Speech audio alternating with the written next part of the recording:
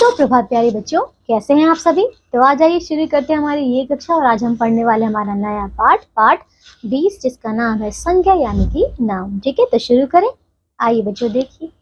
तो बच्चों चित्रों को देखिए और नीचे दिए गए वाक्यों को ध्यान से पढ़िए। चलिए इन्हें पढ़ते हैं। तो बच्चों पहला चित्र में लिखा है भारत देश महान है, नदी बहती है, कुत्ता भाग रहा है, गाय दूध देती है, यह राम है, यह कमल का फूल है। ठीक है बच्चों, तो ये सारे वाक्य थे, है ना।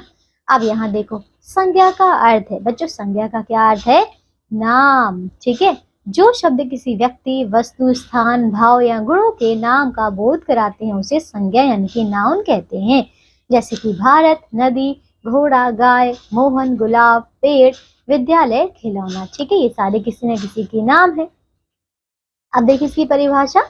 किसी व्यक्ति, स्थान, वस्तु या भाव के नाम को संज्ञा यानी कि नाउन कहते हैं। ठीक है, तो ऊपर दिए गए नामों में भारत देश का नाम है, मोहन एक व्यक्ति का नाम है, इन्हें व्यक्तिवाचक संज्ञा यानी कि प्रॉपर नाउन कहते हैं।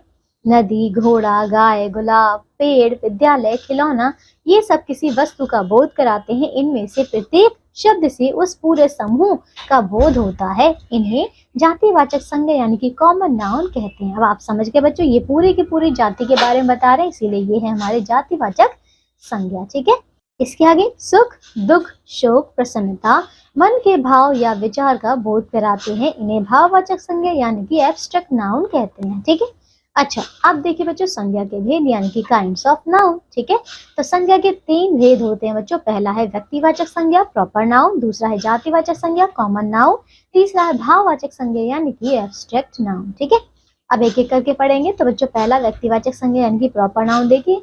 जिस संज्ञा शब्द से किसी विशेष व्यक्ति, वस्तु अथवा स्थान का बोध हो वह व्यक्तिवाचक संज्ञा यानी कि प्रॉपर नाउन कहलाती है। जैसे कि रामचंद्र, ताजमहल, रामायण, गंगा, यमुना आदि। ठीक है, अच्छा दूसरा क्या है? जातिवाचक संज्ञा यानी कि कॉमन नाउन।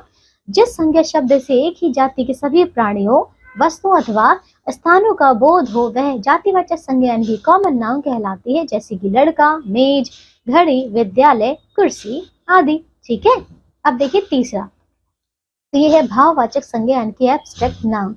जिससे किसी भाव, दशा, स्वभाव आदि का बोध हो वह भाववाचक संज्ञा कहलाता है। ठीक है बच्चों, यानी कि एब्स्ट्रैक्ट नाउन। ठीक है, तो जैसे कि हर्ष, मिठास, बचपन, मनुष्यता, सुंदरता, लंबाई आदि।